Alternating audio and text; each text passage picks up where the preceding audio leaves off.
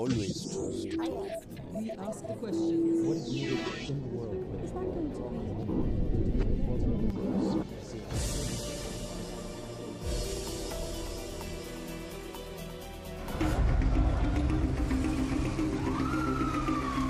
For 5 years, Greece has been mired in economic crisis, haunted by the spectre of expulsion from the Eurozone. The programme will expire on Tuesday night. Brexit seemed closer than ever this summer, until a last-minute deal with the creditors, the IMF, the European Central Bank and other Eurozone countries kept Greece in, but at the cost of more painful austerity and a humiliating further loss in sovereignty.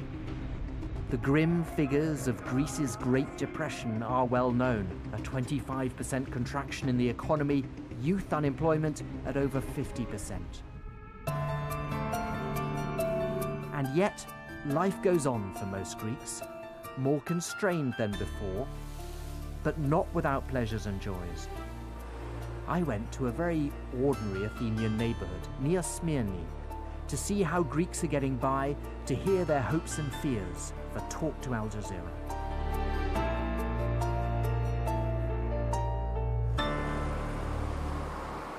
The bailout agreement this summer will affect all Greeks, but two particular segments of the population are especially worried. Pensioners fear further cuts, and small business owners like bakers and pharmacists will face more competition. So, we decided to check out the reality here.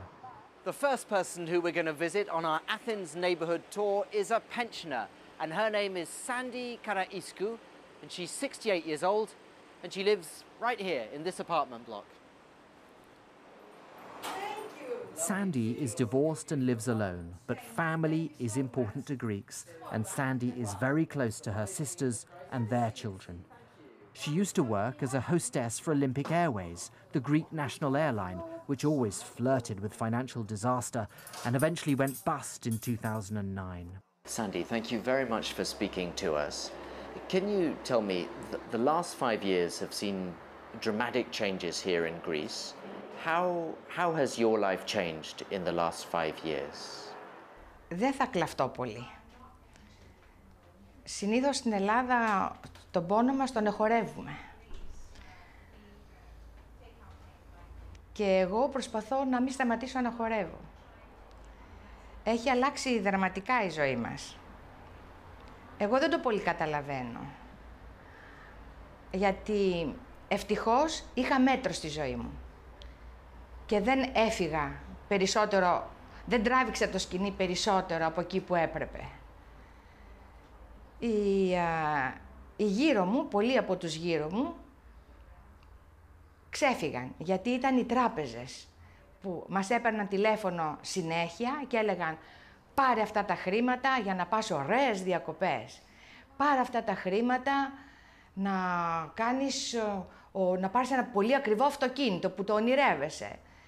Και πέσανε στο λάθος και είναι εκείνη τώρα που η τράπεζα ήθελε πάρα πολύ, ενοχλούσαν, δεν μπορείτε να φανταστείτε σε τι σημείο, δηλαδή έπρεπε να είσαι πολύ σκληρός για να τους πεις σταματήστε να μου τηλεφωνείτε, δεν θέλω να έχω κάρτες. Βρέθηκαν άνθρωποι που ήταν με μισθό, ξέρω εγώ, 1.000 ευρώ, 500 ευρώ, να έχουν 30 κάρτες. Sure, but when I look at your apartment here, Sandy, this is a beautiful apartment. Σε ευχαριστώ. Is life really so bad for you now? Αυτό το διαμέρισμα που λέτε ότι είναι ωραίο και σας ευχαριστώ πάρα πολύ, είναι το 1/4 από το διαμέρισμα που είχα πριν από την κρίση. So you sold... Πούλησα το μεγάλο μου το σπίτι γιατί είδα ότι τώρα πια είμαι μόνη μου, δεν έχω την οικογένεια, δεν μου χρειάζεται ένα μεγάλο σπίτι. Ήρθα εδώ που είμαι πολύ κοντά στο κέντρο και περισσότερο ήταν τα έξοδα. Δεν φανταζόμουν όμως ποτέ ότι θα φτάσω σε τέτοιο σημείο τώρα, που είμαι μια χαρά σε σύγκριση με άλλο κόσμο. Let me ask the specifics of how you survive. You're a pensioner. If I may ask, how much is your pension each month? Κανένα πρόβλημα, είναι γύρω στα 1.000 ευρώ, γιατί είχα πολύ καλή δουλειά. Αλλά νομίζω ότι δεν θα τα έβγαζα ιδιαίτερα και ζητώ συγγνώμη από τον κόσμο που πιθανότατα να παίρνει μικρότερη σύνταξη. Γιατί... And you spend all of that €1,000 every month? Ναι. Βοηθιέμαι. Έχω ένα σπίτι που ενοικιάζω και είναι αυτό που με έχει κάνει να μην έχω καταλάβει ακόμα να μην πάω στον τενεκέ ή να ζητήσω από την εκκλησία ή από το κράτος να μου δώσει φαγητό. Δόξα τω Θεώ, όμως ζω πολύ μετρημένα. Δεν φταίει ο κόσμος που περνάει αυτό το κακό. Φταίνε αυτοί που κυβερνούν. Αυτοί πιστεύω ότι ήταν μεγάλο λάθος και από εμάς που τους εκλέξαμε. Όλοι τα τελευταία, όχι 5 χρόνια, τα τελευταία 20 χρόνια, γιατί μας μάθανε να ζούμε ψεύτικα. But concentrating on your case, Sandy, as an example, you're 68. When did you retire? How old were you when you retired? Άλλο λάθος ελεεινό αυτό. Στα 42. Είχα δουλέψει 25 χρόνια και... So if you retired at 42, there would be many people who would say, with all respect, you are part of the problem. This is where Greece went wrong. So many people retired at such an extraordinary age. Ναι, συμφωνώ απόλυτα μαζί σας. Είναι λάθος. Απλώς ο συνδικαλισμός, οι κυβερνώντες για να πάρουν ψήφους, είπανε για τη δουλειά τη δική μου, στα 25 χρόνια πλέον είσαι πολύ μεγάλη για να ταξιδεύεις με το αεροπλάνο και δεν θέλανε, πάρα πολλοί κόσμος δεν θέλανε ή δεν θέλαμε. You were working for Olympic Airways then. But I'm sure there would be Germans or Dutch people would be watching this going, my God, you retired at 42. This is what is wrong with Greece. Και αυτό που σας λέω, τα πληρώνουμε τώρα. Γιατί ήταν κι άλλοι που πάλι με άλλους νόμους βγήκανε στα 10 χρόνια δουλειάς ή έλεγε εγώ είμαι μαμά και δεν έχω σύζυγο ή ξέρετε το παιδί μου είναι με πολύ βαριά ασθένεια, πρέπει να πάρω σύνταξη και δίνανε. Όλα αυτά πιστεύω ότι έγιναν για να ξαναβγούνε οι ίδιοι να κυβερνούν και να κάνουν και να κάνουν. Και που φτάσαμε τώρα σε αυτό το σημείο. Γιατί? So the whole system was rotten. It was είναι λάθος και τώρα. Τώρα χρειάζεται η πατρίδα μου, χρειάζεται να πάρει γενναίες αποφάσεις και να πει δεν θα φάμε τίποτα, δεν θα πάμε πουθενά, θα καθίσουμε στο σπίτι μας, θα δουλέψουμε τη γη μας ή θα δουλέψουμε ο καθένας τη δουλειά του περισσότερο, δεν θα κάνουμε πονηριές του παρελθόντος και σε 5-10 χρόνια τα παιδιά μας θα ζήσουν καλά. Ποιος θα το κάνει όμως αυτό? Well, I suppose my question then is, when you have countries like Germany or institutions like the IMF saying, Greece, you must do this, you must do that, do you have some sympathy with them? Do you think that they are right to impose these conditions on Greece? Πιστεύω ότι έχουν δίκιο οι άνθρωποι αυτοί, γιατί έχουν μάθει στην τάξη και στον νόμο. Δεν ξέρω γιατί έτσι ξεστρατήσαμε τόσο πολύ. Οι άνθρωποι έχουν δίκιο και εγώ πιστεύω ότι έχουν δίκιο, γιατί αν εγώ σας πω, ξέρετε, θέλω να μου δώσετε αυτά τα χρήματα γιατί δεν έχω να πληρώσω αυτό ή εκείνο και εσείς μου τα δώσετε γιατί με εμπιστευτήκατε και εγώ σου πω, δεν στα δίνω, είναι λογικό, δεν είναι ωραίο, γιατί μετά χάνω τη φιλία σας, χάνω την εκτίμησή σας. Αφού λοιπόν καλός ή κακός δηλαδή, δανειστήκαμε όλα αυτά τα ποσά. Πρέπει να τα δώσουμε. Sandy, we're going to have a look round your neighborhood now of Nia Smyrni. We're going to meet your baker, your pharmacist. How has this neighborhood changed in the last 5 years? Για το φίλο μου τον κύριο Δημήτρη, το φούρναρι, δεν νομίζω ότι θα έχει πρόβλημα, γιατί είτε έχεις είτε δεν έχεις, το ψωμί σου το φας. Ο φαρμακοποιός θα πει, γιατί ο κόσμος πήγαινε στα φαρμακεία και δεν είχε χρήματα να πληρώσει και έτσι πολλά φαρμακεία κλείσανε. We venture out to see for ourselves what's really going on around here. And I have the perfect guide who seems to know just about everyone. So Sandy is showing me around her Athens neighborhood. It's called Nia Smyrni. That means New Smyrni. And it takes its name from the town of Smyrni, today called Izmir in Turkey, where many Greek people were forced to leave as refugees back in the 1920s, and they settled in this area. Today it's a middle-class neighborhood in Athens. And Sandy is going to introduce me now to her baker, Dimitri. And I think he's been running his bakery here for some 15, 18 years. So let's go and meet Dimitri now. Dimitri's Papa Vasilio's business keeps him very busy, as well as his family. His wife and 2 grown-up children also work here, although they're taking a short summer break. No such luck for him, as he struggles to keep his business afloat. He's seen a drastic plunge in his income since the crisis began.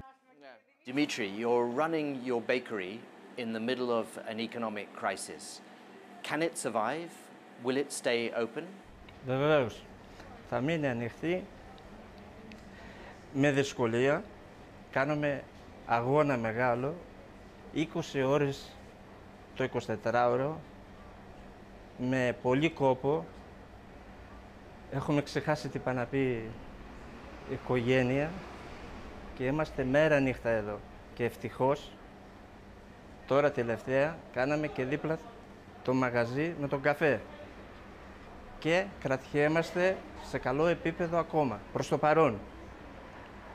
Από όταν μπήκαν τα κάπελο κοντρόλ, η κατάσταση έχει συρρικνωθεί. Αλλά πάντα ελπίζουμε. And you have, I think, some 6 people who work for you. Have you had to lay anyone off or have you managed to keep all your staff here? Δεν μπορούμε να πουλήσουμε κανένα γιατί έχουν οικογένειες και έχουν ανάγκες. Γι' αυτό κάθομαι εγώ εδώ μέρα νύχτα να μπορέσουμε να επιβιώσουμε. Είναι μια δύσκολη κατάσταση. Ο Θεός δεν θα μας αφήσει έτσι. Θα μας δώσει ζωή και ζωντάνια. Όταν είσαι υγιής δεν φοβάσαι τίποτα. Can I ask about Alexis Tsipras, your Prime Minister? Do you think he's somebody who is standing up for your country, who's doing a good job, or do you think he is somebody who is steering your country towards a disaster? Ο πρωθυπουργός μας, ο Τσίπρας, είναι ένα παλικάρι. Θέλω να πιστεύω ότι θα πάει πολύ καλά. Για αν το στηρίξουν οι βουλευτές του, αλλά υπάρχει και οι πλατφόρμες Α2 και 3. Εάν στηριχτεί, είναι ο σωτήρας μας.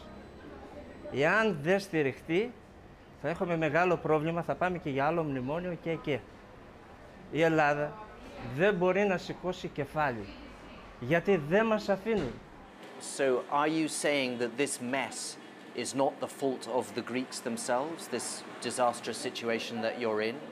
Οι προηγούμενες κυβερνήσεις δεν κάνανε τα προαπαιτούμενα, τις μεταρρυθμίσεις που έπρεπε. Και τώρα, αυτή τη στιγμή, έγινε ένα βουνό. But can you understand how people in Germany might feel if they've contributed towards, I think Greece has borrowed 240 billion euros since these bailouts began. They have the right to demand some reforms in return for this money. Οι Γερμανοί και όλοι οι δανειστές μας δεν μας τα χαρίσαν τα χρήματα που δώσαν. Τα πήραν με μεγάλο... Η Ελλάδα δουλεύει για τους δανειστές, για τους τοκογλύφους. Για αυτούς δουλεύουμε. Έχουμε τώρα 5 χρόνια και δεν ξέρω πόσα χρόνια θα πάμε. Γιατί είμαστε ένα μικρό ψαράκι. Μας αφήνουν να πάμε μέχρι εκεί το ψάρι. Αν μεγαλώσουμε λίγο, τελείωσε. Δεν έχουμε ζωή. Some of the reforms that the creditors are asking for even affect your business. Bakers, for example, until now, I think loaves of bread have had to weigh a certain amount in Greece, and they're saying that this area should be liberalized. Wouldn't that be a good thing, some deregulation? Η αρτοπία έχει απελευθερωθεί από το 1990. Αυτή τη στιγμή ο φούρνος και ψωμί πουλέται παντού. Στα περίπτερα, στα βιτζινάδικα, στις γειτονιές, στην Κάβα, στα ψιλικατζίδικα. Ψωμί υπάρχει. Τι άλλο είναι χειρότερο να κάνω. Έρχονται οι άνθρωποι με τα καφέ, τα κερματάκια, τα μικρά, το 5, 10, 1 λεπτό να πάρουν μια φρατζόλα ψωμί. Αυτό δεν υπήρχε εδώ και 20 χρόνια, 30. What about you, Dimitri? Are you planning to retire or will you carry on working? What are your plans for the future? Σύνταξη, τελείωσε σύνταξη. πάνω από 65-70 χρονών. Εγώ είμαι 54.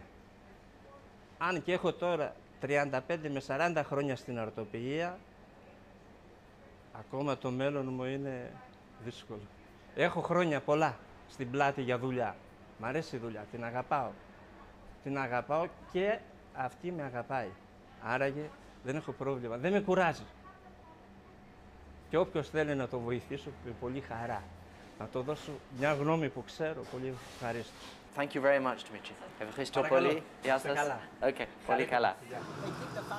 On to the next interview, but first, our visit in this neighbourhood is in the middle of August.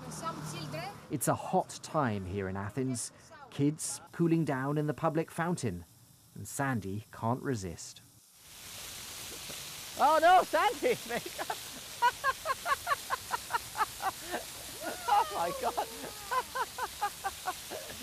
You've cooled down now. Yeah. So now that we've met Dimitri, the bakery, had a little look around the neighbourhood, we're on our way to see the pharmacist, and his name is Piros. And pharmacies have been very much at the centre of the economic crisis, so it will be interesting to see what Piros has to say. Piros's father opened this pharmacy in 1989. He took it over in 2003. Greece has more pharmacies per capita than any other country in the EU, and the pharmacies have a monopoly on the sale of over-the-counter drugs. They're one of the closed professions that the creditors would like to open up to competition. The pharmacists say this will result in thousands of job losses and a worse service for Greeks who are already vulnerable because of difficulties in the National Health Service. You've been running your pharmacy for 12 years now, 12 I think. years so far, yes.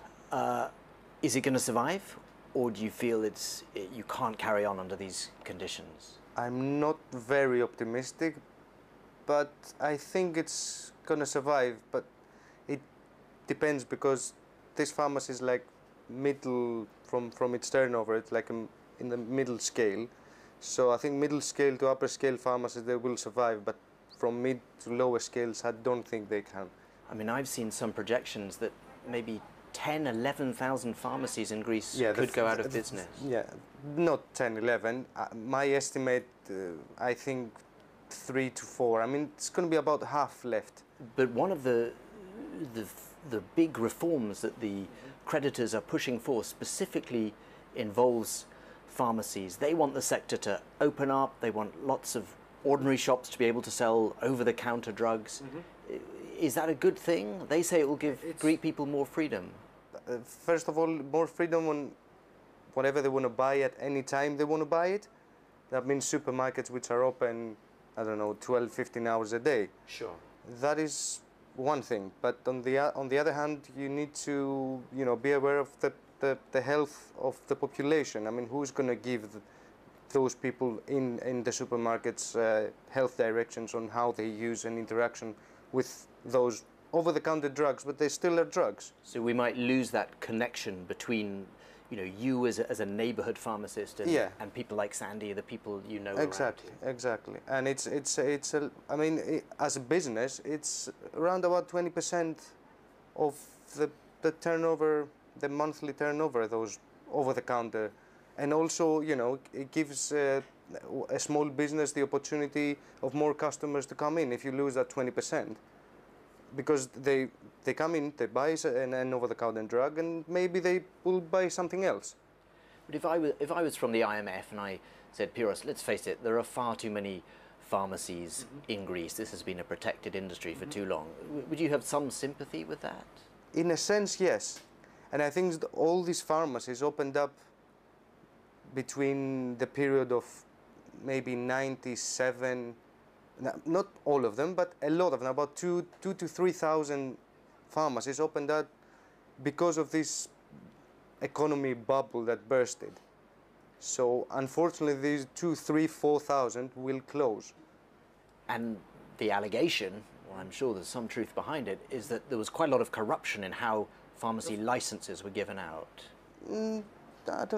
Corruption in how pharmacy licenses, I don't think so. You didn't pay a bribe for your license? No, I didn't pay a bribe for my license. Well, I inherited from my dad. I didn't inherit, but I was given it from my father, who's a pensioner at the moment. So I think it's all these licenses are legal. They exist because they're legal. Nobody paid off some public sector employee to buy it. There's a certain, legislations for it. 1 per 1,000 citizens. At the moment, that's the only one left. That's one pharmacy per 1,000 citizens. So if you divide Greece, one pharmacy license per 1,000 citizens, that's 10,000. And generally that process happened above board, correctly? Generally, yes. I mean, I don't know if 5 or 7% that it might have been corrupted, but generally, yes. What do you think about the future now? I mean, it's been a turbulent few months for Greece. Turbulent 5 years, but... Turbulent 5 years. Are you passionate that this country should stay in the Eurozone? I would be passionate if I was given a certain plan that the Troika, the IMF, this plan that they're proposing is actually going to work in the next 30 to 40 years. But you don't believe in that plan? I don't think so. Piros, I think you have 2 very young children, 5 and 3 years old. Do you think that they will have a future in Greece, or might you be advising them when they get a little bit older to look abroad? Quite possible. I don't know. It's 50-50. I don't know. We have to see. We have to see what's going to happen. I mean, my children are 3 and 5, so till they get 16, 17, 18, I don't know how this country is going to look like. Countries like Germany that have lent Greece so much money, they have the right to ask for some tough reforms in return, don't they? Of course they do, because this money that they lend us, and when we used it, I don't know if obviously not wisely, but we used it. So I understand that we need to pay it back, but the problem is that there is a humanitarian crisis at the moment because we're almost like 1.5 to 2 million unemployed people, and with these new measures, I think there's going to be more than that, 2.5, 3 million unemployed people. In a small country like this, it can't go on. Yeah, I can see that you have a rapport with your customers. You seem to know everybody by name. Well, basically, I'm born and bred. I was born just around the corner. They leave debts and they pay them at the end of the month when they get their pension. I don't think like a small chain or a supermarket will do that. So sometimes somebody might come in here and say, Piros, sorry, I'm just going to have to pay you next week. No, not next week, the end of the month. The end of the month, and you let that happen? 30% of my customers, pensioners, 35, they do that. They do that, and you allow that to happen? I allow it, unfortunately. I mean, this gets to the heart of the Greek crisis. The country is being dragged towards a more efficient market economy. This will bring more choice and hopefully less corruption and more opportunities. But it will also create a more impersonal Greece, where shop owners don't give credit to pensioners they've known for years. A colder Greece, and that is sad. You have the opportunity to buy very good quality, but second hand. Sandy is taking me to the Laiki, the weekly street market that's such an integral part of Athenian life. It's become even more important in the crisis. The farmers who sell their produce here will offer it very cheaply or even for free if they still have fresh fruit and vegetables at the end of the day. No, we want to pay. Well, this is very Greek. We're trying to pay, and he's saying it's a gift. We should go away. He doesn't want our money. Well, Sandy, thank you for showing us around your neighborhood. Thank you. I'm so happy to meet you. It's been great. I think we've had an insight into how different kinds of people in Greece are existing in the crisis in what is a very ordinary Athens neighborhood. Not especially rich, not especially poor, but you've got an insight, I hope, into the difficulties, but of course, how life carries on in this country as well. Summer in Greece is a seductive, sun-filled time of year. But in all those apartment buildings below, in almost every single home, there are stories of hardship, of anxiety and worry.